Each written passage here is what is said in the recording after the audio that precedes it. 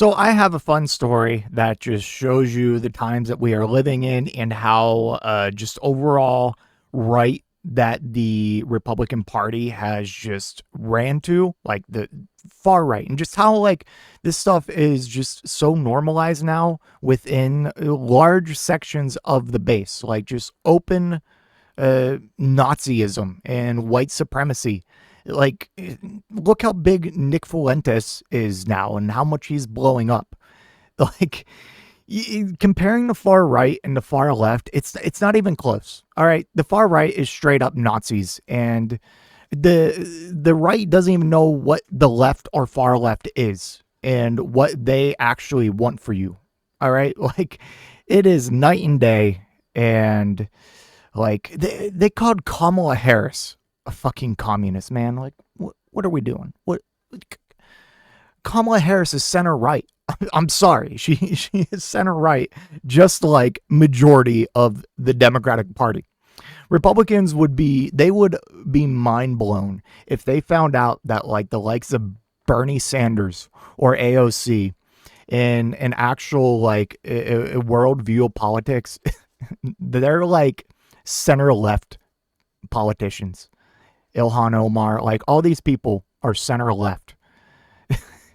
And they think Kamala Harris, someone who is very obviously center right, is a communist. We don't have a single actual far left politician in this country. All right. Let's be real. Anyways, I digress. So, fun story. U.S. Capitol Police are investigating a flag with a swastika in a Republican representative's office. And this comes on the heels as like a giant group chat came out with like a bunch of like Republican leaders and just absolutely crazy. Like, I love Hitler. We're gonna send whoever doesn't vote for me to the gas chambers. Like, it was crazy. It was insane. And the right still can't comprehend why like we refer to a lot of them as Nazis and a lot of the things they advocate for as Nazi authoritarian policies.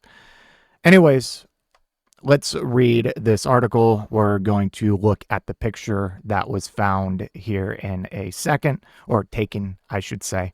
U.S. Capitol Police are reportedly investigating after a U.S. flag bearing a swastika was discovered inside the office of Republican House member Dave Taylor of Ohio. Here's the image. They I don't know, like, can you call that just a little subtle or maybe not so subtle at all? But yeah, that's a swastika. That's insane. What else do you want me to say about it? Now we'll get into who this belonged to and what obviously Taylor is saying in his defense. So the image obtained by Politico shows a modified flag featuring red and white stripes arranged in the form of a swastika, which is virtually synonymous with the Nazi genocidal regime. The flag was displayed on what appears to be a cubicle wall behind Angelo Elia, one of Taylor's staff members, during a virtual meeting. Brother, you had that behind you in a virtual meeting? Like, there's like, are you just that comfortable? Are you that comfortable? Oh, okay. Other items pinned nearby include a pocket constitution and a congressional calendar. It remains unclear whether Elia had any connection to the display.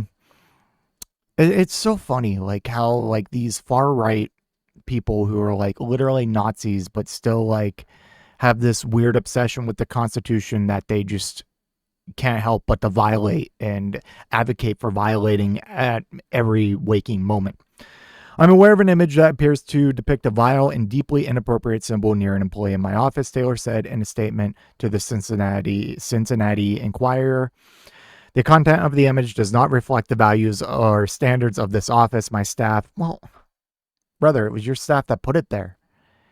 And like, how long has it been there? And like, why didn't other staff report it or say something about it? Like, I'm sorry, but when are we going to be honest and just acknowledge that a good portion of the right, and especially within the base, are just straight up turning into white nationalist Nazis. Like, again, look at the momentum that Nick Fuentes is having. All right.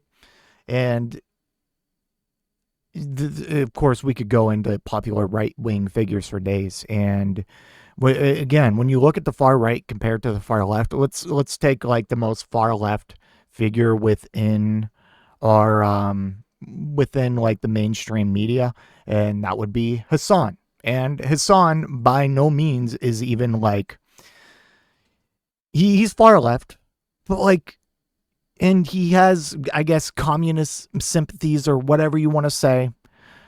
But like at the end of the day, he's out there advocating for, obviously, first and foremost, hey, Israel is committing a genocide against Palestinians. That needs to stop. We need a Palestinian state, like a right to Palestinian self-determination. Next thing he advocates on, a living minimum wage. What's the next thing? Free healthcare, free college, like free higher education. Like, now you can argue all day and as much as until you're out of breath about like how are we going to pay for it or we can't afford that. But like at least the intentions are noble and good, and it's not even close to like the intentions of a Nick Fuentes or a Tim Pool, or even, dare I say, a Charlie Kirk. Like, it's not even close. Like, the most they get Hassan on is like some like out of context clip of like, for example, America deserved 9/11. Now, that is a very controversial statement. But when you put that in context, what he is talking about decades of American imperialism and colonialism in places like the Middle East. And what happens like when you push a country and push people to their limits. Like we commit like decades up until the 9/11, we've committed 9/11s or just on a weekly basis within the Middle East. But I digress. I'm getting too far away from this. Yeah. Anyways, according to his office, the flag was discovered on Tuesday afternoon inside Taylor's suite in the Cannon Building on Capitol Hill. Politico reported the congressman suspects the act was foul play or vandalism, his spokesperson says. All right, bud. Yeah, foul play or vandalism. All right. Okay. When contacted by The Guardian for comment, an automatic response from the U.S. Capitol Police Public Information Office was sent that the office is closed for routine business during the funding-related federal government shutdown that began on the 1st of October. The office will reopen when the federal government is funded.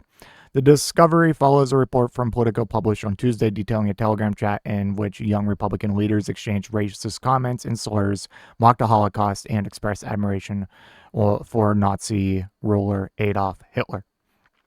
The exposed chat has since been met with major backlash throughout the U.S., with some who participated being called to resign and at least one member having a job offer revoked. So, yeah, like it's just indicative of what the right is becoming, and I'm just I can't be bothered anymore with like them saying that we're the extremists, we're the evil people. Like, brother, we're just advocating for like a livable minimum wage, a single payer healthcare system, a free higher education, stuff that are all basic in like all of our peer nations that are on paper much less wealthier than we are. So, do I think Dave Taylor am I just going to write him off as some instant Nazi based on this? No, I mean, it could have been just his staff, but again, indicative of the people you surround yourself with and what I think is becoming of the right in general. But am I going to call you like a Nazi for backing this administration and voting in favor of all these horrific bills and not speaking out against the just horrific actions that this administration's taken? Yeah, maybe a little bit. Like, as far as I know, you're not on the forefront of like saying, I don't know, we need to, like, we need to release the Epstein files, or we need to stop the genocide in Gaza. Like, yeah. Anyways, just fun little story. I got all over the place on this one. I kind of felt like Trump and a little bit of Joe Biden in there, where you're just like, as Trump would say, you weave around and eventually you it all comes together in one good narrative or story. I'm not sure if that happened here, but I need to stop smoking before I do these, don't I? Probably. Let me know what you think in the comment section down below, and I will see you in the next one. If you made it to this point in the video, I just want to give a special thank you. If you enjoyed it, please hit that like button down below, and if you really enjoyed it, maybe consider hitting that subscribe button while you're down there. I want to hear your thoughts in the comment section. I will try to reply to any and all comments that I can. Until next time, watch that video on screen.